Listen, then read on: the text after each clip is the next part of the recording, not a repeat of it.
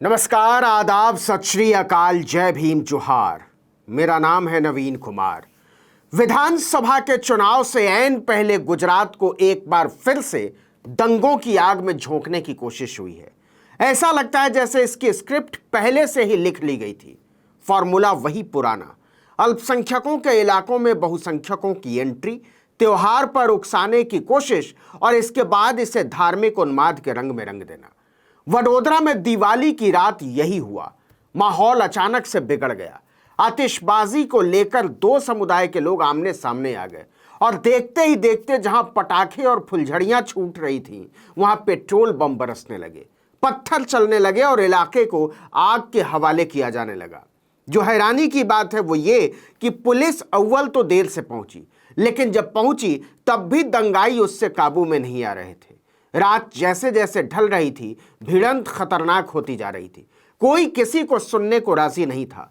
सांप्रदायिक झड़प के बीच पहुंची पुलिसकर्मियों को भी दंगाइयों ने नहीं छोड़ा। किसी तरह स्थिति को काबू में किया गया।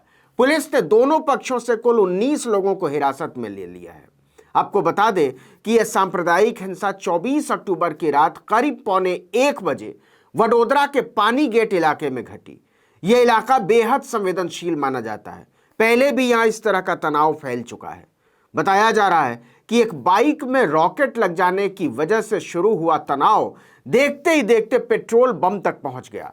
मैंने शुरू में ही कहा था कि ऐसा लग रहा था कि इसकी स्क्रिप्ट पहले ही लिख ली गई थी, क्योंकि प्रत्यक्षदर्शियों ने बताया कि हमला बोलने से पहले उपद्रवियों ने इलाके की स्ट्रीट लाइट्स को बंद कर दिया था, जिससे अंधेरे में उनकी पहचान न हो सके। मतलब दंगे से पहले उन्होंने इलाके के चप्पे चप्पे के बारे में पूरी जानकारी जुटाई थी। उन्हें पता था कि कहां कहां ये लाइट्स लगी हुई हैं और कैसे उनको तोड़ना है, उनका कनेक्शन काटना है, कहां कहां सीसीटीवी है, कहां उनका रिमोट कंट्रोल है। इसीलिए वो खुलेआम तांडव करते रहे। अब पुलिस इलाके में लगे सीसीटीवी के जरिए हिंसा करने वालों की पहचान में जुटी हुई है। हालांकि तस्वीरें बहुत कम हैं। जिन लोगों को हिरासत में लिया गया है उनमें एक ऐसा शख्स भी शामिल है जिसने पुलिस कर्मियों पर ही पेट्रोल बम से हमला किया। आरोपी ने घर की तीसरी मंजिल से पुलिस कर्मियों को निशाना बनाकर पेट्रोल बम फेंका। हालांकि पुलिस वालों ने उसे बम फेंकते हुए देख लिया था और वो बाल बाल बच गए। वडोदरा के डीसीपी यशपला जगानिया ने कहा कि झड़प में कोई भी आदमी घायल नहीं हुआ है। उन्होंने कहा कि एक मोटरसाइकिल पर रॉकेट पटाखा गिर जाने से उसमें आग लग गई और इसके बाद तनाव फैल गया।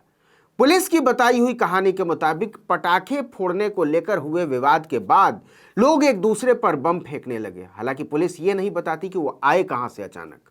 दो समुदाय के लोगों ने एक दूसरे पर पत्थर भी फेंके। घटना के बाद इलाके में सुरक्षा बढ़ा दी गई और स्थिति तनावपूर्ण किंतु नियंत्रण में है। उन्होंने कहा कि घटना में शामिल दोनों समुदाय से लोगों की पहचान की जा रही है और संदिग्धों को हिरासत में लिया गया है। वडोदरा के पुलिस कमिश्नर शमशेर सिंह ने दो समुदायों के बीच हुई इस झड़प की वजह गलतफहमी बताते हैं। सारे पुलिस वाले वही कहानी बता रहे हैं। इंस्पेक्टर के कमवाना ने कहा कि एक रॉकेट बाइक पर जा गिरा जिससे उसमें आग लग गई और इसके बाद पत्थरबाजी होने लगी, फिर बम चलने लगे। पुलिस मामले की जांच में जुटी हुई है। अभी तक लगभग 20 लोगों को पकड़ा गया है। ऐसा नहीं है यह पहली बार हुआ है, इससे पहले भी ऐसी घटनाएं घटी हैं। 3 अक्टूबर को पुलिस ने वडोदरा में तिरंगा फहराने को लेकर हुई झड़प के बाद 40 लोगों को गिरफ्तार किया था। लेकिन सवाल वही है, ऐन चुनाव से पहले दिवाली के मौके पर क्या गुजरात को फिर से दंगों की आग में झोंकने की साजिश हुई है, या फिर ऐसा अल्पसंख्यकों को यह संदेश देने के लिए किया गया है कि वो सियासत के इशारों को समझें और इसका चुनाव में इस्तेमाल करें। कुल मिलाकर इस घटना ने पूरे गुजरात में एक किस्म की दहशत पैदा कर दी है। मुसलमान पहले से भी गुजरात में डरे हुए थे। ऐसी घटनाओं से उनका विश्वास और टूटता है। सबसे बुरी बात यह है कि अभी तक इस घटना के पीछे का मास्टरमाइंड सामने नहीं आया है कि उसने ऐसा क्यों किया, उसका इरादा क्या था और उसके पीछे खड़े लोग कौन हैं। जिस दिन ये भेद खुलेगा उस दिन बहुत सारे सवालों के जवाब मुश्किल हो जाएंगे। इस वीडियो में इतना ही, लेकिन अगर आपने आर्टिकल 19 इंडिया को अब तक सब्सक्राइब नहीं किया तो फौरन कर लीजिए। बेल आइकॉन दबाइए, घंटी जैसी आकृति लाइक कीजिए और कमेंट करके बताइए हमारा वीडियो आपको कैसा लगा। यूट्यूब पर देख रहे हैं तो हमारे चैनल को सब्सक्राइब कर लीजिए।